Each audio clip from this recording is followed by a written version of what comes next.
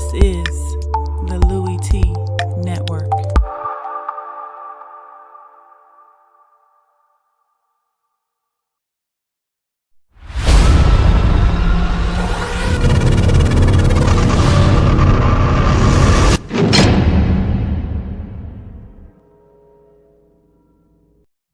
Who else could it be but me, your man, Louis T. Welcome to Lockdown Coverage Thanksgiving edition, special edition here, coming to you quickly to break down the first of 3 Thursday Thanksgiving contests.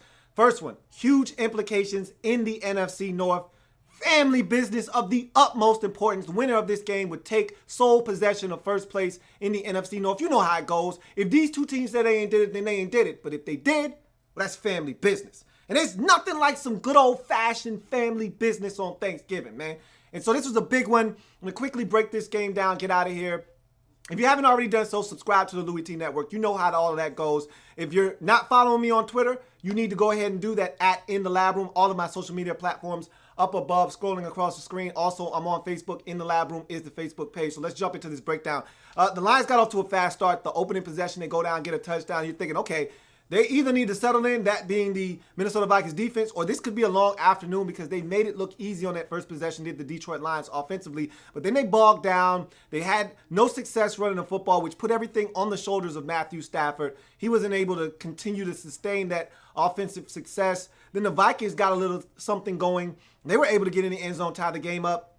Neither team could run the football. That's been the MO of the Vikings all season long. Sam Bradford with another very efficient game. I told you the short passing game is going to be the means by which this Vikings offense is going to move the football down the field for the remainder of the season. Now, the problem with that short passing game is that you got to find a way to get in the end zone. And with no Stephon Diggs, that becomes even harder. And you saw that even though they were having these completions, they kept coming up short on third downs and even on a couple of fourth downs, or at least one in particular in this game, not able to pick it up. So this team struggled this game in particular, picking up third down situations.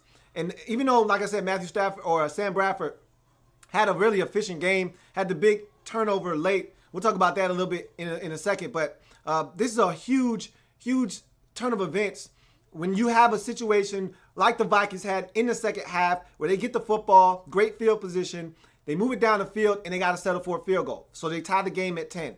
You get another opportunity to get into the end zone. You get a big busted play, busted coverage by the Lions, a huge reception by Jerick McKinnon. And what do? You settle for another field goal. At some point, you have to put sevens on the scoreboard or else. You get the nice return, the nice reverse by Cordero Patterson. You get a nice run by Asiata, and you still settle for a field goal. That gave them the lead at 13-10. And as I was watching that, I said, they're going to lose this game. And I thought they were going to lose 17-13 on a late Stafford touchdown. But I said, they're going to lose this game because they had opportunities to score. And they even almost got it done defensively. Huge hit on a third down late in the game by Eric Kendricks to force the Lions to kick a field goal. And I said, Matt Prater's due for a miss, but he was not. He's been clutch. Say what you want. I give him a lot of flack about missing field goals, but he doesn't miss normally in the fourth quarter. When he misses, it's generally in the first, second, or third. He's not a guy that misses when the game's on the line. Remember the huge field goal he made versus the same Vikings team the first time around to send the game into overtime and allow the Lions to get that win in overtime on the Golden Tate touchdown. So this isn't new for Matt Prater in clutch situations. He hits the field goal to tie the game up, and then about 30 seconds later, he comes back and hits another field goal to give them the win. Why did he get another opportunity to hit a field goal? Because Sam Bradford, and this is something you see out of young quarterbacks. Look, I don't necessarily know if Darius Slay, big play Slay is what they call him, and he's living up to the billing. Remember, had a huge interception late in the game versus Philadelphia. You see the same thing here. I don't know if they were in a zone coverage. It seems like it because he came off of his guy, but it could have easily been man. His eyes were in the backfield. He saw what Bradford was trying to get to, and so he was able to come off of his guy and undercut the route. Most likely, that was some kind of trap, cover two coverage, and Bradford read it wrong. But it could have been man-to-man. And like I said, Slay's eyes in the backfield, reading quarterback's eyes, keying his eyes, and seeing where he wants to go to the football. That's a very dangerous throw in this league. That out route, especially if it's trap two coverage and you don't recognize it, you can easily throw a pick into that. And that he did. And that's one of those situations you cannot afford to have an interception, a turnover in that spot. You just can't. If you punt there, this game's most likely going to overtime, even though we've seen Stafford with less time do damage. But nonetheless, you can't throw that interception there. And it was a costly penalty before the interception on an illegal formation or illegal shift.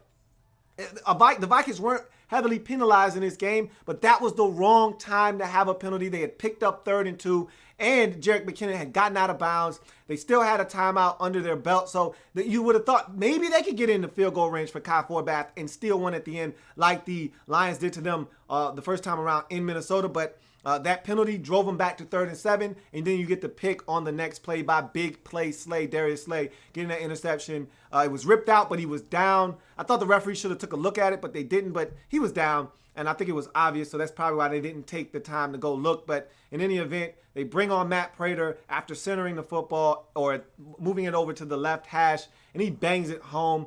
Big win for the Lions as they get the win 16-13 over the Minnesota Vikings. Vikings drop to 6-5.